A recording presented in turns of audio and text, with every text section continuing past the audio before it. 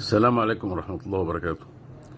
هو أنت لما تدرس للطلبة إنه في باب اسمه التداوي بأبوال الإبل منهج، هل كده أنت بتحرض على شيء صحيح ولا شيء مخبول، ولا عشان البخاري هو اللي كتب ويبقى صح وعشان أنا اللي بتكلم ومانيش أنا البخاري أبقى غلط، والبخاري صح في كل حاجة وإحنا غلط في كل حاجة؟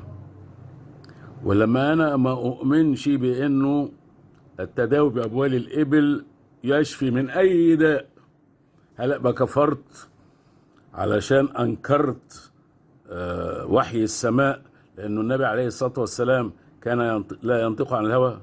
طب أنت متأكد أنه بول الإبل بيشفي من كل ده؟ هل متأكد أنه التلبينة بتجم الفؤاد القلب يعني؟ هل متأكد أنه الرسول عليه الصلاة والسلام قال أنه الحبة السوداء فيها الشفاء من كل داء إلا السام؟ طب أنت ليه ما بتتداواش بالأدوية دي؟ أنت منكر سنة بقى، أنتوا منكرين سنة، الفقهاء كلهم منكرين سنة، لأن ده كتاب أصح كتاب بعد كتاب الله ومكتوب فيه الكلام الفارغ ده. ليه ما بتنفذوش؟ ولا هو بس إنكار السنة لينا إحنا؟ ما تفوقوا بقى لنفسكم وتفوقوا لضميركم وتفوقوا لعقولكم، تشوفوا انتوا بتعملوا ايه. انتوا ليه بتروحوا ده انتوا كمان ما بيعجبكوش العلاج في داخل مصر، بتروحوا تتعالجوا ببلاد بره. طب ليه بالذمه يعني ما بتتعالجوش بعجوه من تمر المدينه؟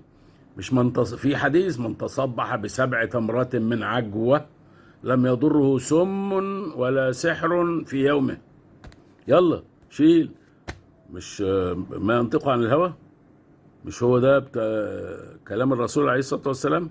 وهو كان الرسول عليه الصلاة والسلام قال لك ان هو وهو لا ينطق عن الهوى انه كان يقبل عائشة وهو صائم ويمص لسانها. قال لك كده؟ هو قال لك انه كان بيباشر زوجاته حال حيضهن كلهن بغسل واحد في ساعة واحدة من ليل او نهار؟ قال كده هو؟ ولا في كلاب هي اللي بتقول الكلام ده وبتنسبه انه احاديث، ده حديث مرفوع وده حديث مقطوع وده حديث ممنوع؟ ايه ده؟ ايه اللي انتوا فيه ده؟ ما نحاول شويه نرتقي بفكرنا. لا حول ولا قوه الا بالله. شكرا جزيلا.